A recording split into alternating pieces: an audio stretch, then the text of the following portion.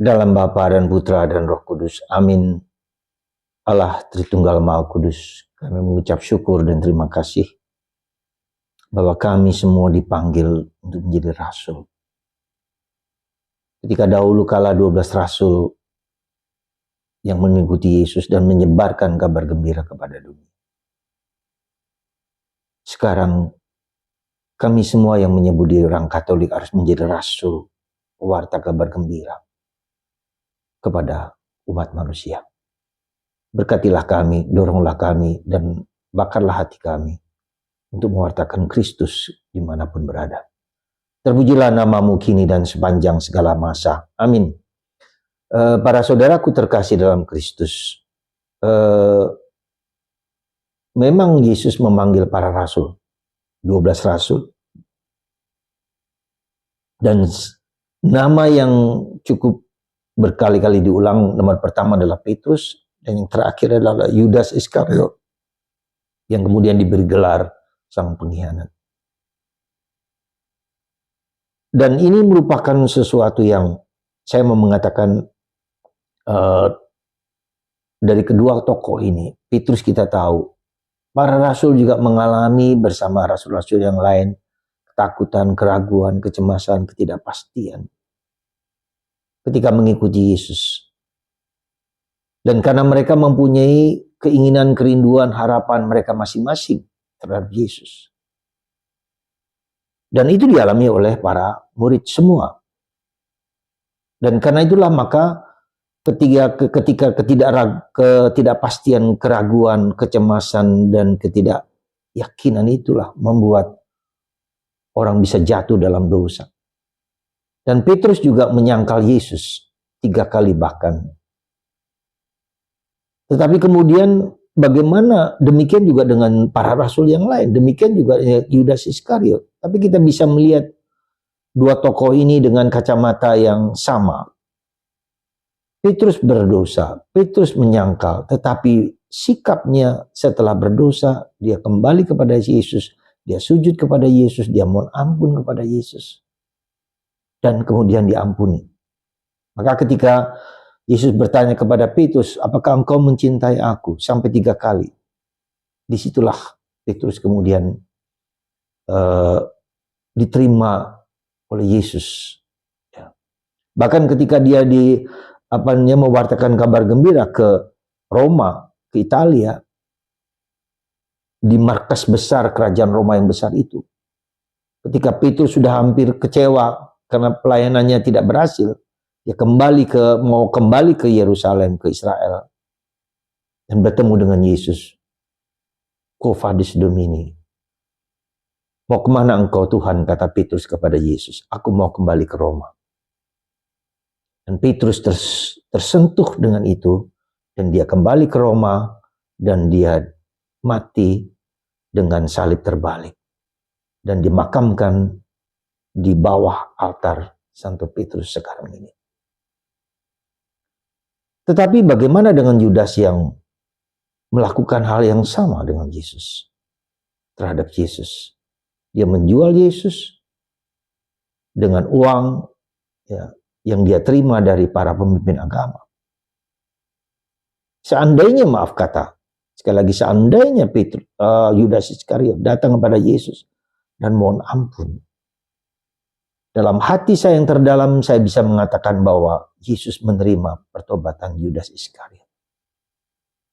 Dan itu tidak terjadi. Maka saudaraku, bagaimana kita mengalami, menyikapi, bersikap terhadap godaan-godaan, terhadap segala tantangan-tantangan.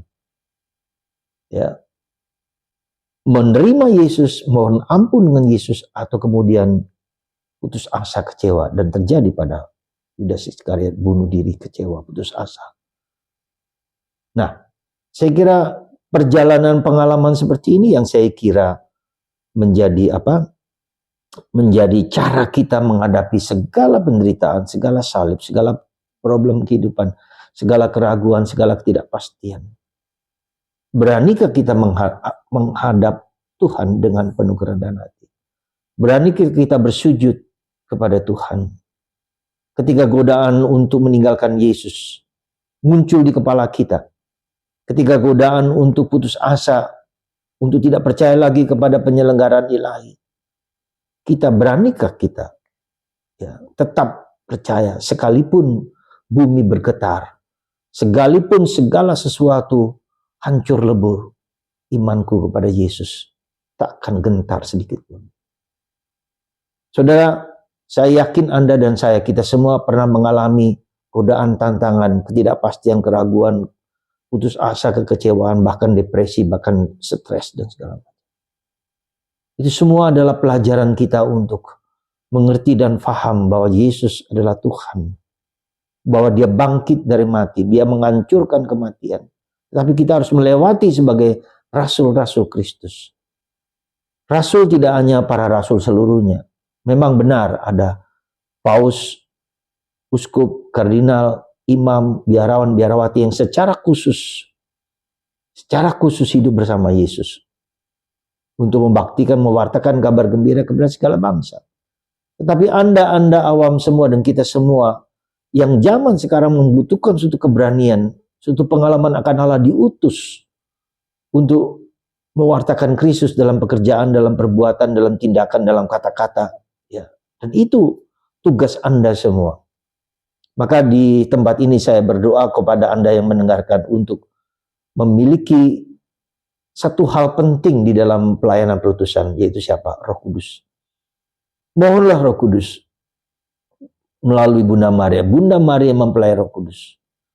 Bangkitkanlah Roh Kudus dalam hatiku untuk mewartakan buah-buah roh, buah-buah cinta, terang kehidupan, iman, harapan, kasih, pengampunan, maaf, nilai-nilai positif yang tinggi, yang terang, positif.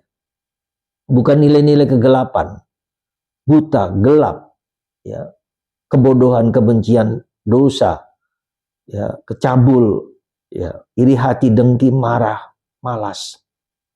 Tapi yang positif, buah-buah roh ini. Dan itu kita bagikan kepada orang lain. Menjadi rasul, katakan Yesus memberkati para rasul, melengkapi para rasul, dan memberikan roh untuk bisa mengusir kuasa kegelapan. Semoga kuasa Roh Kudus ini mengurapi kita semua, kita semua sudah diurapi berkat sakramen permandian, berkat sakramen penguatan. Mungkin Anda berkat sakramen pernikahan dan saya sebagai sakramen imamat. Kita semua sudah diurapi. Semoga kita menemukan buah-buah yang diurapi sebagai imam, raja, dan nabi. Orang yang diurapi, orang yang memberani, orang yang bisa, orang yang terus mencari. Maka dalam batin kita mari kita mohon rahmat Roh Kudus. Rahmat pengertian, rahmat pengetahuan, rahmat kesalehan, rahmat kemurnian hati, rahmat kerendahan hati. Roh-roh, buah-buah roh yang tinggi inilah yang harus kita miliki, yang harus kita mohonkan dari Tuhan Yesus. Semoga dalam hati kita yang terdalam, kita menemukan buah-buah, ketujuh buah roh itu, dan menidurkan, melemahkan 7 dosa kita semua. Tidak perlu kita mengalahkan ketujuh dosa, tapi kita membangkitkan buah-buah roh ini semakin tinggi, semakin kuat, semakin mengakar dalam diri kita. Dan pada waktunya, kasih inilah menutupi segala kelemahan, seperti kata Paulus. Tuhan memberkati Anda, dan Tuhan mengilhami Roh Kudus kepada Anda semua untuk memiliki roh pengetahuan, roh hikmat, dan roh kebijaksanaan. Bapa, Putra, dan Roh Kudus. Amin.